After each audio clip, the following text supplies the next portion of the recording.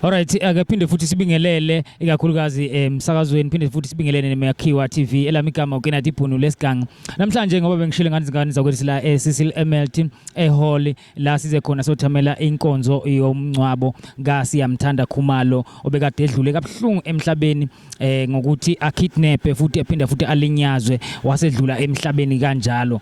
Ngaphambi kwami ngisengino nehlonipheke kakhulu ke manje singakho sizovala ngaye ubaba umeya umkhanazi azothi naye athi ukusonga ngento ebhlungu endaweni engaphansi kwesandla sakhe sike sayibona futhi yenzeka kakhulukazi la ngaphansi kwasebaqulusini.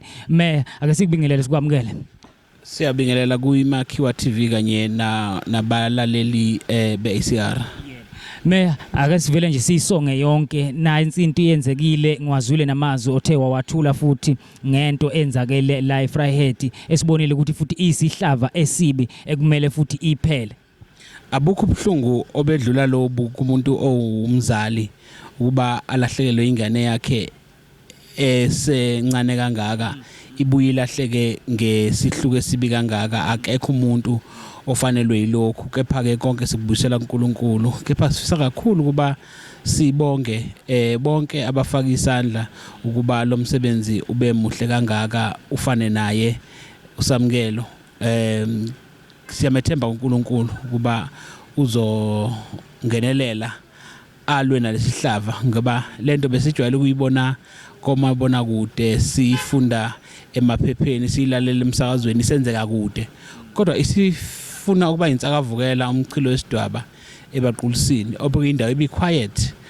Siyafisa nje ukuba sonke sibambisane ukakhulukazi abefundisi ukukhuleka ngoba siyethemba ukuthi ukungenelela kaNkulunkulu yikho kuphela okungasixazulela lenkinga. Siyafisa kodwa ukubonga kakhulu nabefundisi, sibonga kakhulu amaphoyisa, sibonga kakhulu umphakathi wonke nje ngoba selokho alahleka umphakathi akwazi uhlale ubwenza konke okusemandleni uqinisekisa ukuthi uthoba umndeni nawo kodwa futhi wenza imizamo yokuba umthole. Nesikole ke sibambisane kahle kakhulu nothisha omkhulu kanye neteam yonke yesikole ukuba kwenziwe amalungiselelo alo msebenzi omuhle kangaka. Hamba kahle ke ntombazane, sonke sisho njalo.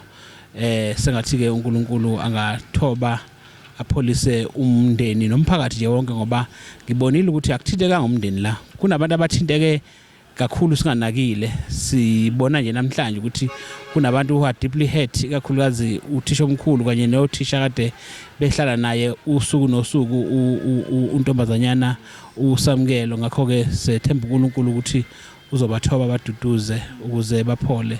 Siyabonga kakhulu.